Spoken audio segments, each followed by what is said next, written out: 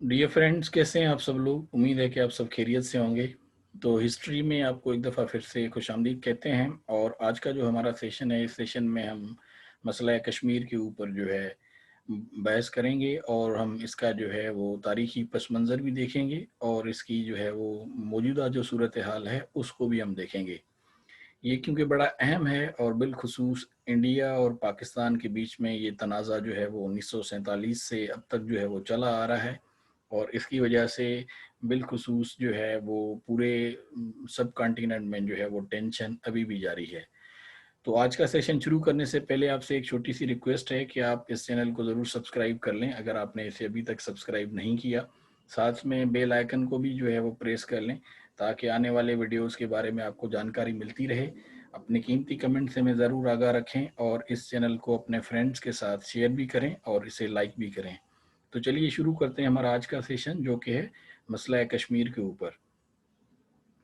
तो मसला कश्मीर जो है, ये जैसा मैंने आपको शुरू में बताया था कि ये यानी मसला कश्मीर जो है, ये कश्मीर के खित्ते पर एक इलाकाई तनाज़ा है, और बुनियादी तौर पे हिंदुस्तान और पाकिस्तान के माबैन ये तनाज़ा है। लेकिन इसमें चीन जो है वो भी यानी तीसरी जो है वो पार्टी का किरदार जो है वो अदा कर रहा है। तो आप अब चीन को जो है इससे अलग नहीं कर सकते। लेकिन बुनियादी तौर पे ये जो मसला है वो बुनियादी तौर पे इंडिया और पाकिस्तान के बीच में है।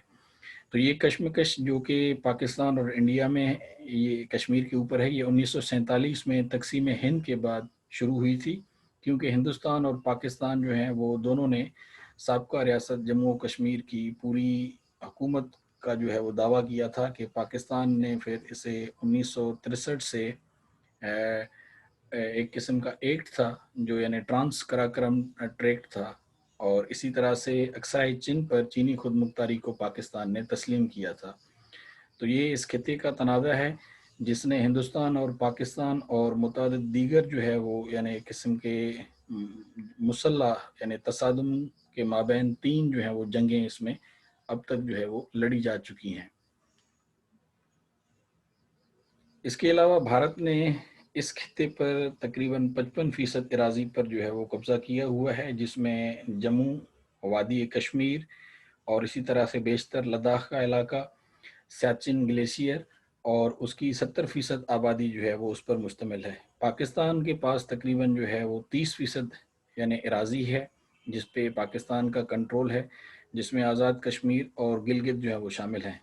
बल्तिस्तान भी उसका हिस्सा है, जबकि चीन जो है वो ज़मीन के बाकी हिस्से यानी 15% हिस्सा जो है उस पे चीन का कंट्रोल है, जिसमें अक्साई चिन का इलाका है, और ज़्यादातर जो है वो गैर आबाद ट्रांस जो है वो यानी कराक्रम जो है वो इलाके हैं इसमें। और इसी तरह से जो एक किस्म का डेमचिक सेक्टर का एक हिस्सा जो है वो भी इसमें शामिल है। तो तकसीम हिंद और रियासत के मगरबी अजला में बगावत के बाद पाकिस्तानी जो यानी कबायली थे, उन्होंने कश्मीर पर जो है वो हमला किया था, जिसकी वजह से जम्मू और कश्मीर के हिंदू हुक्मरान जो है वो हिंदुस्तान में शामिल हो गए, और 1947 की हिंदुस्तान पाकिस्तान जंग का जो है वो आगाज़ हुआ, जो अक़वाम मुत्तहिदा की सालसी में जो है ये फायरबंदी के साथ फिर ख़त्म हुआ।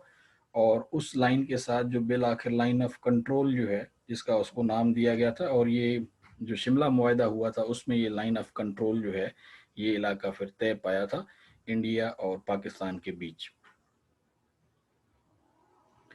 इसके अलावा 1965 की जो पाक भारत जंग थी, और इसी तरह से 1971 की जो पाक भारत जंग, उसमें ये मज़ीद जो है वो लड़ाई के बाद शिमला मुआहदा जो है वो तय पाया था। और शिमला मुआहदे ने जो है वो बाज़ाब्ता तौर पर दोनों ममालिक के ज़ेर कंट्रोल इलाकों के यानी माबैन जो लाइन ऑफ कंट्रोल है उसका फिर क़याम जो है वो अमल में लाया गया था, जिस तरह मैंने आपको शुरू में बताया। फिर इसके बाद 1999 में कारगिल ज़िले पर कारगिल जंग में भारत और पाकिस्तान के माबैन जो है वो मुसल्लह तसादुम एक बार फिर शुरू हुआ। और इसी तरह से जो है वो 1999 से यानी कश्मीरियों यानी उनकी तरफ से हिंदुस्तान के ज़ेर कंट्रोल वादी कश्मीर में जो है वो तनाज़ात जो है वो शुरू हुए, और भारतीय हुकूमत के साथ होने वाली शिकायत को दूर दूर करने के लिए कश्मीरियों की जो है वो एहतजाजी तहरीकें जो हैं वो भी तश्कील दी गईं।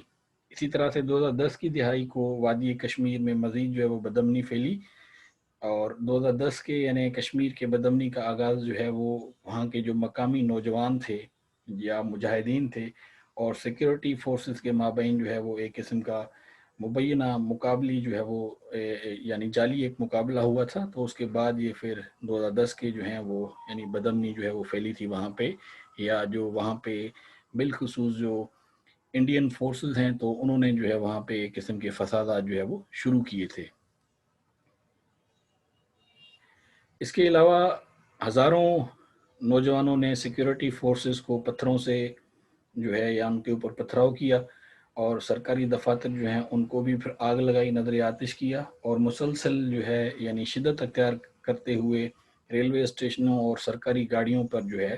وہ بھی حملہ کیا گیا۔ تو ہندوستانی حکومت نے یعنی جو وہاں پہ جو علیحدگی پسند جو تھے، اور وہ سمجھتے ہیں جو عام طور پہ ہندوستان جو ہے وہ ایک قسم کا الزام بھی لگاتا ہے لشکر طیبہ کو، یہ ایک پاکستان میں تنظیم ہے اور ہندوستان جو ہے اسے عسکریت پسند گروپ کے نام سے جو ہے وہ بلاتا ہے، تو انہوں نے 2010 کے مظاہروں کا ذمہ دار جو ہے وہ لشکر طیبہ کو ٹھہرایا تھا ہندوستانیوں نے، جبکہ وہ وہاں پہ جو لوکل مجاہدین ہیں یا جو کشمیر کے لوکل نوجوان ہیں انہوں نے جو ہے وہ بنیادی طور پر ایک قسم کی ریزسٹنس کا آغاز کیا تھا، یا انہوں نے تحریک کا آغاز کیا تھا، جو کہ گائے بگائے مختلف قسم کی تحریکیں کشمیر میں جو ہیں وہ اس طرح کی چلتی رہتی ہیں۔ تو ہندوستانی سیکیورٹی فورسز کے ذریعے جو یعنی ایک قسم کا حزب المجاہدین کے ایک یعنی آزادی پسند جنگجو جن کا نام برہان وانی تھا، تو ان کے قتل کے بعد 2016 میں جو ہے وہ کشمیر میں بدامنی پھر سے پھیلی گئی تھی۔ یہاں پہ آپ کو تصویر میں نظر بھی آئیں گے، یہاں پہ برہان وانی جو ہیں ایک نوجوان تھے جن کو انڈین سیکیورٹی فورسز نے قتل کیا۔ یہ ایک مجاہد ہیں یعنی کشمیر کے مجاہد تھے، تو اس کے بعد پھر کشمیر میں جو حالات ہیں وہ اور بھی زیادہ کشیدہ ہوئے، اور اسی طرح سے 2019 کے یعنی پلوامہ میں ایک حملہ ہوا تھا، اس کے بعد علاقے میں جو ہے مزید جو ہے وہ بدامنی جو ہے وہ پھیل گئی۔ اسی طرح سے جو مختلف قسم کے جو یعنی عالم ہیں یا اسکالرس حضرات ہیں ان کے مطابق بھارتی فورسز نے جو ہے وہ کشمیری شہری آبادی کے خلاف جو انسانی حقوق کی پامالی اور جو دہشت گردی کی متعدد وارداتیں کیں، اور ان میں غیر قانونی قتل، عصمت دری، تشدد اور لاپتہ ہونے کی جو ہیں وہ وارداتیں شامل ہیں، اور اس طرح کے ہی تقریباً جو ہیں وہ الزامات جو ہے وہ ایمنسٹی انٹرنیشنل کی طرف سے بھی دیکھنے کو ملتے ہیں جو انہوں نے ہندوستانی سیکیورٹی فورسز پہ لگائے ہیں۔ تو ایمنسٹی انٹرنیشنل کے مطابق جموں و کشمیر میں تعینات ہندوستانی فوج کے کسی بھی فرد کے خلاف جون 2015 تک سویلین عدالت میں انسانی حقوق کی پامالیوں کے لیے یعنی مضحکہ خیز جو ہے وہ کوئی بھی اس طرح کا مقدمہ جو ہے وہ نہیں چلایا گیا، حالانکہ وہاں فوجی عدالتوں کے یعنی مارشل جو ہیں وہ ہو چکے ہیں۔ اسی طرح سے ایمنسٹی انٹرنیشنل نے بھی بھارتی حکومت پر الزام لگایا ہے کہ وہ خطے میں زیادتیوں کے مرتکب افراد کے خلاف کوئی قانونی کارروائی نہیں کرتے بلکہ وہ ان سے انکار کرتے ہیں۔ اس کے علاوہ اس کا جو پس منظر ہے، بیک گراؤنڈ ہے، وہ یہ ہے کہ افغان دورانی سلطنت نے 1752 سے سکھ سلطنت کے جو ہیں وہ رنجیت سنگھ کے زیر یعنی اقتدار فتح ہونے تک 1752 تک جو ہے وہ کشمیر پر حکومت کی۔ جموں کے جو راجہ تھے گلاب سنگھ، جو سکھ سلطنت کا یعنی ایک اہم دستہ تھا اور سکھ دربار میں ایک بااثر رئیس تھا، تو انہوں نے مختلف سرحدی سلطنتوں کو یعنی ایک قسم کی مہم بھیجی اور 1840 تک کشمیر کو جو ہے وہ گھیرے میں لے لیا۔ اسی طرح سے پہلی اینگلو جو سکھ وار تھی یعنی انگریز اور سکھوں کے بیچ میں جو 1845 اور 46 میں لڑی گئی، تو اس کے بعد معاہدہ لاہور کے تحت کشمیر کو ایسٹ انڈیا کمپنی کے حوالے کر دیا گیا، جس نے سکھوں کے ذریعے جو ہے وہ معاوضے کی ادائیگی کے عوض معاہدہ جو ہے وہ امرتسر کے ذریعے گلاب سنگھ کو جو ہے وہ منتقل کر دی یہ سلطنت، اور گلاب سنگھ نے جموں و کشمیر کے مہاراجہ کا پھر خطاب جو ہے وہ لے لیا تھا۔ تو 1846 سے لے کر 1947 کی تقسیم ہند تک کشمیر پر گلاب سنگھ کے یعنی جو ڈوگرا خاندان کے مہاراجوں نے جو ہے وہ برٹش جو ہے وہ پیروماؤنٹی کے تحت ایک یعنی سلطنت کی حیثیت سے حکمرانی کی تھی۔ اسی طرح سے برطانوی راج نے شاہی ریاست کے دفاع، خارجہ امور اور مواصلات کا انتظام کیا، اور داخلی انتظامیہ کی نگرانی کے لیے سری نگر میں ایک برطانوی جو ہے وہ وہاں پہ رہائشی پذیر بھی جو ہے وہ ہوا۔ اسی طرح سے 1941 کی مردم شماری کے مطابق ریاست کی آزادی 77% جو ہے وہ مسلمانوں پہ مبنی تھی، جبکہ 20% صرف ہندو تھے، और 3% दीगर यानी मज़ाहिब के लोग थे, जिनमें सिख और बुद्ध वगैरह थे। तो अपनी मुस्लिम अक्सरियत के बावजूद शाही हुक्मरानी हद से ज़्यादा हिंदू अक्सरती रियासत थी, और मुस्लिम अक्सरियत इंतज़ामिया के आला यानी जो है वो किस्म के टैक्स के तहत जो है वो यानी एक किस्म की भुगत रही थी वो, और उसमें तरक्की के बहुत कम मौके मुयस्सर थे, बिलखुसूस मुसलमान आबादी के लिए। अब हम देख लेते हैं पाकिस्तानी जो एक नज़रिया है या जो व्यू है या जो ओपिनियन है। पाकिस्तान का मौक़िफ़ ये है कि कश्मीर जो है वो पाकिस्तान की शह रग है, और ये एक मुतनाज़ा इलाका है जिसकी हतमी हैसियत का तयन कश्मीरी अवाम को करना चाहिए। और ये यूनाइटेड नेशंस ने भी करारदादें पास की हैं मुख्तलिफ, और उनके मुताबिक भी यही है कि कश्मीर के लोगों को हक़ खुद इरादियत दिया जाए, यानी उन्हें यह मौका दिया जाए कि वो ये खुद से मुंतखब करें कि आया वो हिंदुस्तान के साथ रहना चाहते हैं, या वो पाकिस्तान के साथ रहना चाहते हैं, या वो एक अपनी अलग से रियासत बनाना चाहते हैं। तो ये सिर्फ़ और सिर्फ कश्मीरी अवाम का हक़ है। तो मुतनाज़ा खित्ते के बारे में पाकिस्तान के दावे कश्मीर से मुतल्लिक़ हिंदुस्तानी दावे जो हैं उनकी नफ़ी करते हैं। और इसी तरह से ये एक किस्म के पाकिस्तान का ये है कि इंडिया जो है वो कश्मीर को जो है एज एन इंस्ट्रूमेंट यानी आले के तौर पे इस्तेमाल करता रहता है, और ये कश्मीर के नाम से पाकिस्तान में भी जो एक किस्म की टेंशन्स वगैरह हैं उनको ये जारी और सारी कहता है और रखता है, और साथ में पाकिस्तान को मलाइन करने की भी भरपूर कोशिश करता है इंटरनेशनल लेवल पे, कि पाकिस्तान जो है वो बेसिकली जो है वो एक दहशतगर्द रियासत है, जबकि इस तरह की हरकतें करता वो हिंदुस्तान खुद है जो कि बड़ा जालिम और जाबिर है, और कश्मीरी लोगों को वो अपना हक़ खुद इरादियत नहीं दे रहा, जिसको कि यूनाइटेड नेशंस भी कई बार कह चुका है। तो बहरहाल पाकिस्तान का इसरार है कि महाराजा एक मकबूल रहनुमा नहीं था, और बेशतर कश्मीरियों को कश्मीरी जो हैं वो उन्हें जालिम समझते थे। तो पाकिस्तान का ख्याल है कि महाराजा जो है वो आबादी को दबाने के लिए एक किस्म का वो यानी दरिंदा सिफत इंसान था, जिन्होंने ताकत का इस्तेमाल किया और कश्मीरियों की आवाज़ जो है उन्हें दबा के रखा। इसके अलावा पाकिस्तान का दावा है कि हिंदुस्तान के साथ जो इंस्ट्रूमेंट ऑफ अलायंस पर दस्तखत किए गए थे, तो उनसे यानी किए जाने से कबल हिंदुस्तानी अफवाज कश्मीर में पहले से मौजूद थी, लिहाजा इन पे दस्तखत किए जाने का फिर कोई ख़ास मकसद नहीं था, क्योंकि हिंदुस्तानी अफवाज पहले से कश्मीर में जो है वो दाखिल हो चुकी थी, और उसी वजह से हिंदुस्तानी यानी फ़ौजी जो हैं वो कश्मीर में